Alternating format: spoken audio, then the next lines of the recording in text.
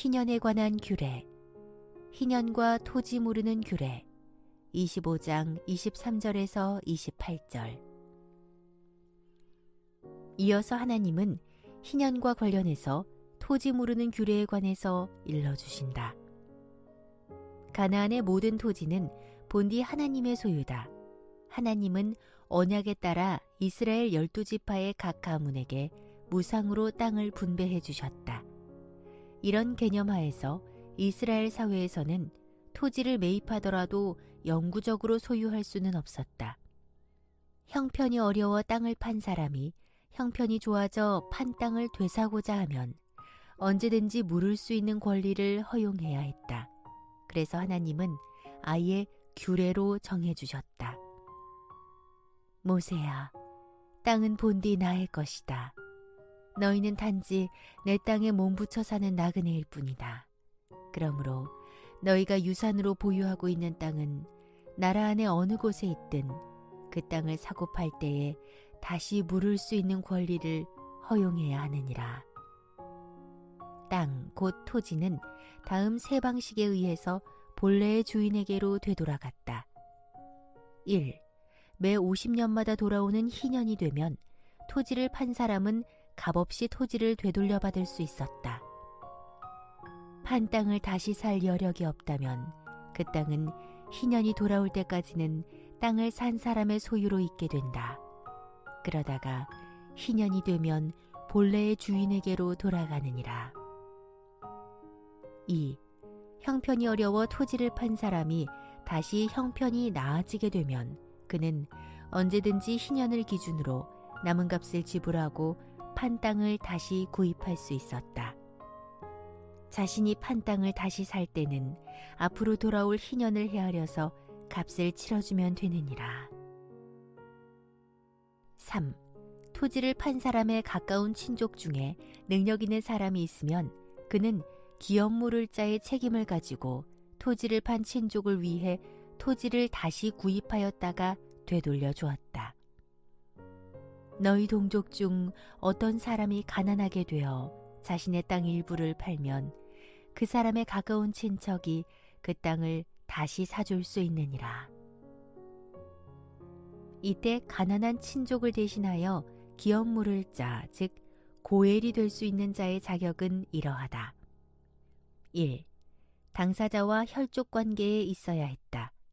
혈족 중에서도 가까운 혈족의 순서대로 그 의무가 차례로 주어졌다. 2. 고엘의 의무를 수행할 경제적인 능력이 있어야 했다. 3.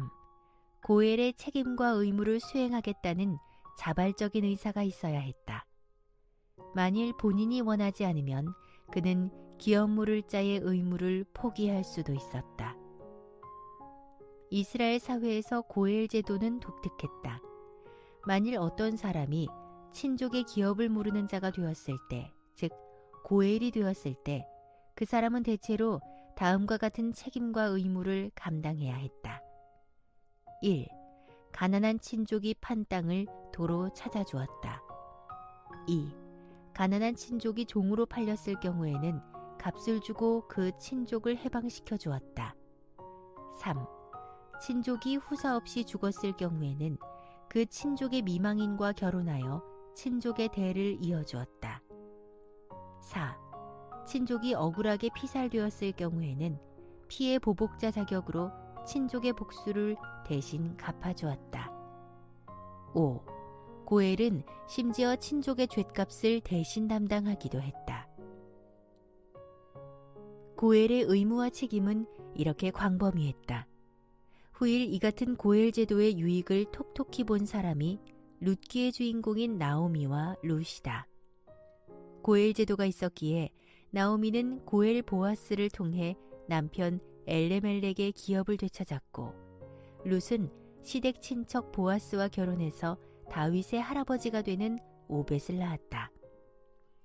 이처럼 나오미, 룻, 보아스가 다윗의 조상이 되고 나아가 메시아 예수의 조상 반열에 오르는 큰 영광과 특권을 누리게 된 것은 모두 고엘 제도 덕분이었다.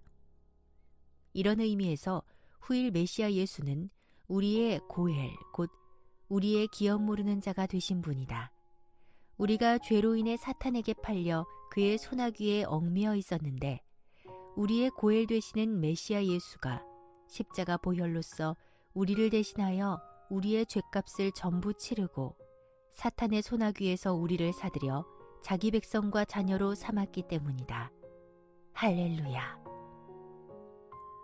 희년에 관한 규례. 희년과 가옥을 무르는 규례. 25장 29절에서 34절. 하나님은 계속해서 희년과 관련하여 가옥을 무르는 규례에 관하여 일러주신다. 모세야, 잘 듣고 있느냐? 네, 주님. 희년 규례는 중요하니만큼 더욱더 귀 기울여 잘 듣고 마음에 깊이 새겨 그대로 준수해야 한다. 네, 주님. 그리하겠습니다. 계속 말씀하소서. 좋다. 모세야, 만일 어떤 사람이 성벽에 둘러싸인 성읍 안의 가옥을 판다고 하자. 그러면 가옥을 판 날부터 1년 동안은 그 가옥을 되살 수 있는 권리가 있다. 하지만 1년이 지나면 성벽에 둘러싸인 성읍 안의 가옥에 대한 소유권은 가옥을 산 사람과 그 자손에게로 넘어간다. 희년이 되어도 그 가옥은 본래의 주인에게로 되돌아가지 않느니라. 네, 잘 알겠습니다. 가옥을 무르는 규례다. 그런데 성벽에 둘러싸인 성읍 안의 가옥은 무를 수 없었다. 즉, 성벽을 갖춘 성읍 안의 가옥은 1년 안에는 무를 수 있었지만 그 이후로는 무를 수 없었다. 그 이유는 이러하다. 성벽을 갖춘 성읍 안의 가옥은 제한된 택지 공간으로 인해 언제나 상승 가치가 있는 가옥으로 간주되었다. 그래서 그것은 단순히 땅 가치뿐만 아니라 건물의 가치도 많이 포함된 것이기 때문이다. 따라서 희년 규례의 적용 대상에서 제외했다. 그러나 하나님은 계속해서 말씀하신다. 성벽으로 둘러싸여 있지 않은 시골 마을의 가옥은 토지와 같이 취급되어 어느 때든지 본래 주인이 되살 수 있다. 되살 능력이 없더라도 희년이 되면 본래 주인에게로 돌아가느니라. 성벽으로 둘러싸이지 않은 촌락의 가옥은 특별한 가치 없이 주변 전답의 부속물로 간주했다. 그래서 언제든지 물을 수 있었다. 만일 가난하여 팔아넘긴 촌락의 가옥을 물을 수 없다면 50년째 희년이 돌아오면 그 촌락 가옥은 본래의 주인에게로 값없이 되돌아갔다. 모세야, 그리고 하나님은 가옥을 무르는 규례에 대해 계속해서 말씀하신다. 레위 지파 사람들이 사는 성읍의 가옥은 다른 사람에게 팔았다 할지라도 언제든지 그 성읍 가옥을 되살 수 있는 권리가 있다. 다시 사들이지 않더라도 50년째 희년이 되면 그 성읍 가옥은 본래의 주인에게로 돌아간다. 레위 사람들이 살고 있는 성읍 가옥은 본디 레위 사람의 유산으로 분배된 것이기 때문이니라. 레위 지파 사람들의 가옥은 성읍 안에 있더라도 언제든지 물을 수 있었다. 또한 그들의 전답은 매매의 대상이 될 수 없었다. 레위 사람들이 사는 성읍 주변의 목초지는 사고 팔 수 없느니라. 그 이유는 이러하다. 그것은 영원토록 레위 지파 사람들의 소유이기 때문이니라. 하나님의 성막에서 전적으로 봉사하도록 특별히 구별된 레위 지파의 사람들, 곧 레위인들의 가옥은 이스라엘 12지파들이 분배받은 성읍들 가운데서 다시금 할당받은 것이다. 따라서 그 성읍 안의 가옥은 개인의 소유가 될 수 없었고 레위인 전체의 소유였기 때문이다. 또한 레위인들에게는 따로 기업의 땅이 주어지지 않았고 단지 거주를 위해 소규모의 촌락과 그 주변의 전담만 주어졌다. 따라서 레위인들의 목초지는 최소한의 생계를 위해 꼭 필요한 것이었으므로 사고파는 매매의 대상이 될 수 없었다.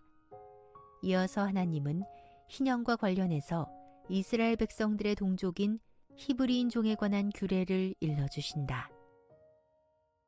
희년에 관한 규례. 희년과 히브리인 종에 관한 규례. 25장 39절에서 55절. 모세야, 이번에는 너희 동족 가운데 종이 된 사람에 대한 규례다. 내 말을 잘 듣고 그대로 순종하도록 하여라. 네, 주님 말씀하소서. 종이 귀담아 듣고 말씀대로 행하겠나이다. 모세야, 너희는 동족 가운데 어떤 사람이 형편이 궁해져서 종으로 팔려왔을지라도 그를 종처럼 함부로 부려서는 안 된다. 네, 주님.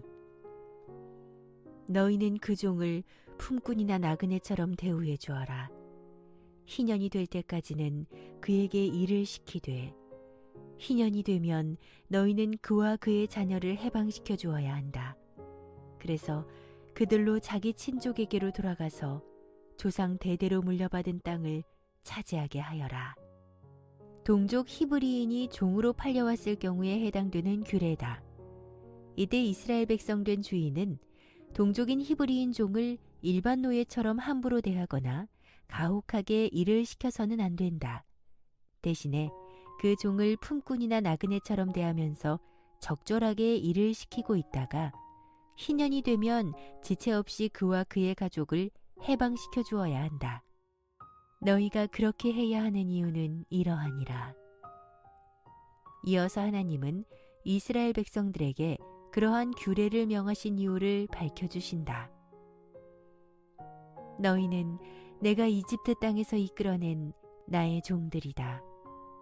그러므로 너희들 중 누구도 다른 사람에게 영영 종으로 팔려갈 수 없다. 너희는 하나님 두려운 줄 알고 너희에게 종으로 팔려온 자들을 가혹하게 부리지 말아라. 그렇다. 지금 하나님께서는 이스라엘 백성을 이집트의 종살이에서 이끌어낸 구속주의 자격으로서 또한 그렇게 이끌어낸 이스라엘 백성을 종들로 삼은 주인의 자격으로서 이 같은 규례를 명하신 것이다. 하나님의 입장에서 볼 때 히브리인 주인들이나 그들의 종이 된 히브리인 동족들이나 모두 자신의 종들이기 때문이다. 이어서 하나님은 종과 관련해서 계속 말씀하신다.